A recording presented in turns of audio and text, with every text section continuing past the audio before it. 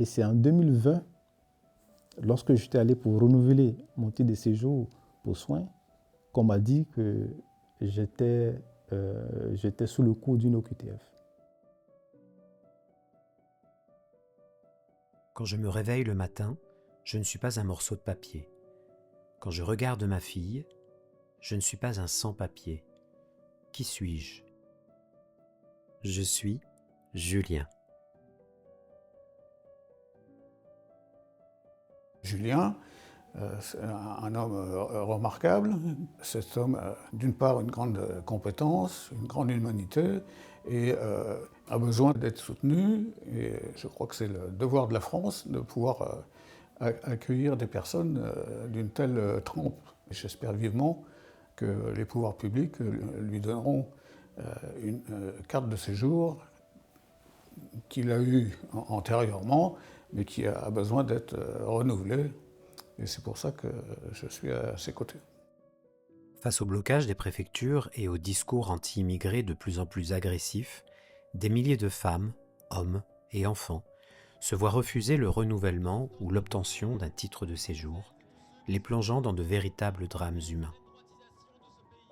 Loin des clichés déconnectés de la réalité ou de slogans trop souvent racistes, des citoyennes et des citoyens, des responsables associatifs venus de tous les horizons, des élus de la République se remobilisent pour organiser des parrainages républicains afin de faire connaître des situations bien réelles qui font froid dans le dos.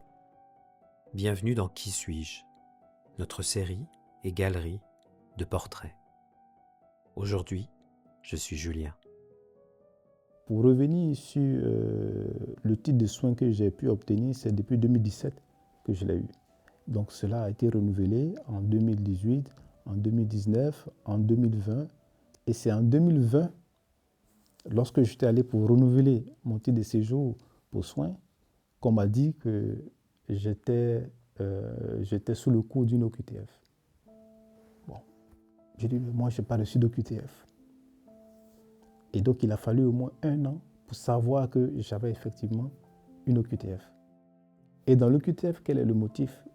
Monsieur, vous pouvez voyager, donc voilà, vous pouvez voyager tranquillement dans votre pays. Et je leur ai dit, la pompe à baclofen que je porte, elle ne peut pas être suivie dans mon pays d'origine. Ça, ce n'est pas possible. Comme indiqué dans le courrier du fabricant, la prise en charge de l'administration intratécale de baclofen par pompe programmable implantable Synchromède n'est pas disponible en Côte d'Ivoire. Le médecin, avant de m'installer cette pompe, il m'a fait prendre un engagement pour dire, monsieur, vous savez, c'est un appareil qui est délicat. Voilà, ça peut entraîner, si ce n'est pas bien suivi, ça peut entraîner un coma suivi de la mort. Donc, on voudrait que vous donniez votre OK avant qu'on puisse le poser. Et donc, cela, la réflexion m'a pris 2 ans. J'ai dit, ben, écoute, je ne peux pas retourner dans mon pays. Et on veut m'installer un appareil pour me permettre d'être autonome. Bon, si je ne le fais pas, qu'est-ce que je deviens ? Finalement, j'ai dû accepter, voilà, avec tous les risques que ça comporte. Bon, je ne savais pas qu'au bout, on allait me donner une OQTF pour dire qu'il faut quitter le territoire français. C'est profondément scandaleux et c'est une vue à court terme. J'espère que la préfecture lui donnera sa chance par une régularisation qui lui enlèvera une épée de Damoclès qu'il a au-dessus de lui, qui est terrible. En fait, la pompe à baclofen, c'est un système programmable qui vous permet de vous injecter par dose programmée dans votre moelle épinière. Parce qu'à la base, lorsque j'ai eu cette agression mortelle-là, enfin qui devait me tuer, j'ai eu une scission au niveau de la moelle épinière.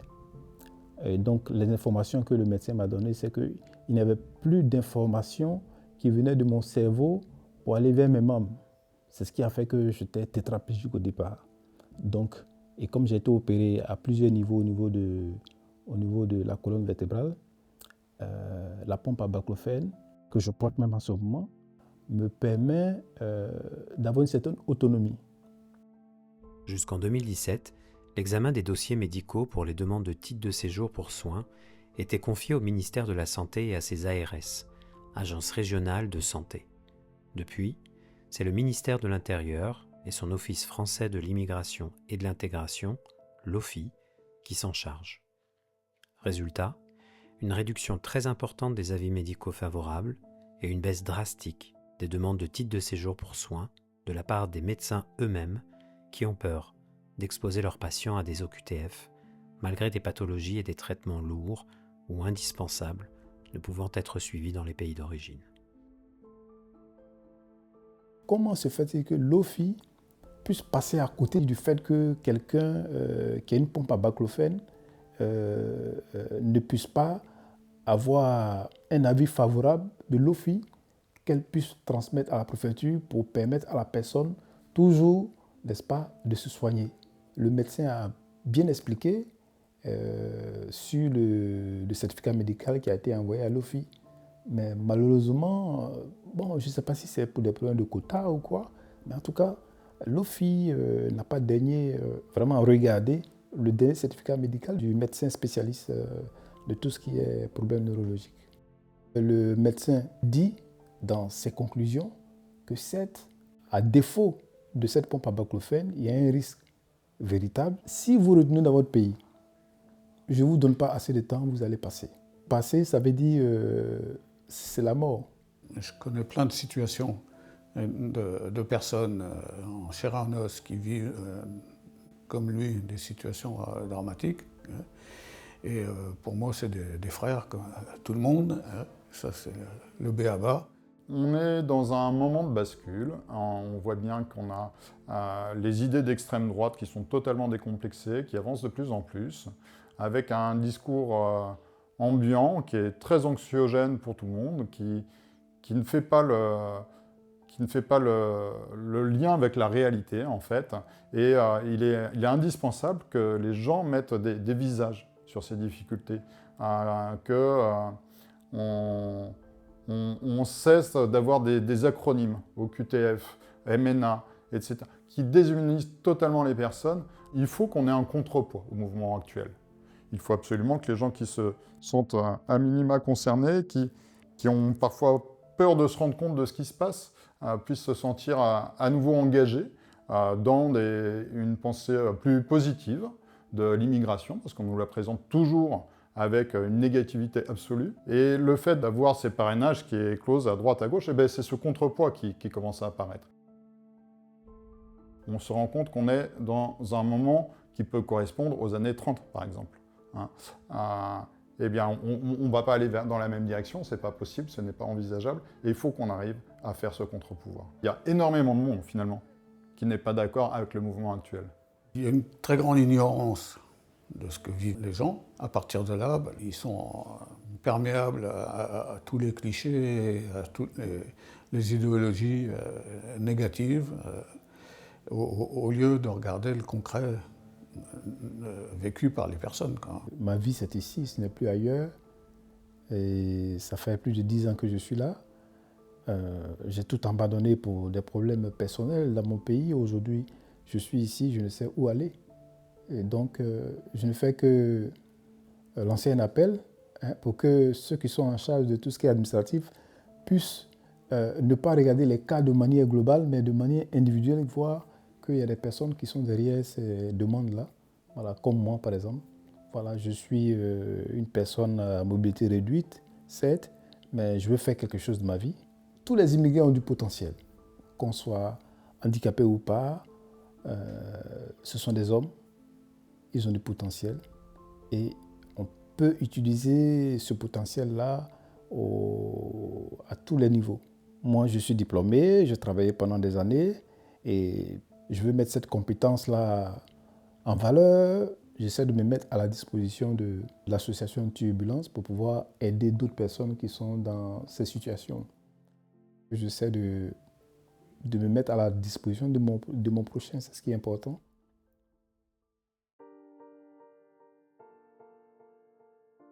Ça permet aux gens aussi de vivre ces réalités et de peut-être approfondir les parcours, comprendre les difficultés que des gens qui sont là depuis très longtemps, avec des enfants qui ont été scolarisés, hein, qui ont leur vie ici, depuis 10 ans, 20 ans, eh bien, se retrouvent à nouveau sans papier. Moi, je suis très, très heureux de pouvoir faire connaître sa situation par vous, par d'autres, pour que ça puisse aboutir et que cette famille puisse trouver la paix possible. Depuis 2023, je suis papa. Voilà, ma fille, j'ai pas de papier. Et souvent, quand je la regarde le matin, je dis, mais là, je t'ai bien foutu dans la merde. Hein. Parce que tu aurais pu vivre, tu aurais pu naître ailleurs et puis tes parents n'allaient pas s'inquiéter de ta situation. Mais aujourd'hui, parce que je suis sans papier, je me demande quel sera son avenir, quoi. Derrière un sans-papier, il n'y a pas qu'une seule personne, hein. C'est vraiment une famille, c'est vraiment des sentiments, c'est vraiment une joie de vivre. Voilà, donc ce n'est pas seulement les chiffres comme on dit. Donc on espère qu'avec le parrainage, qui est la solution d'avoir un titre de séjour, même si ce n'est pas pour soins, ça pourra me permettre de travailler et de continuer de me soigner. C'est tout ça même qui me donne un peu, pas un peu, qui me donne de l'espoir. Ce que je lance comme appel aux politiques, c'est de voir que derrière chaque sans-papier, c'est une personne, derrière les immigrés, c'est une personne. Donc, quoi qu'on dise, nous sommes tous des personnes, il y a du sang qui coule dans nos veines, quoi.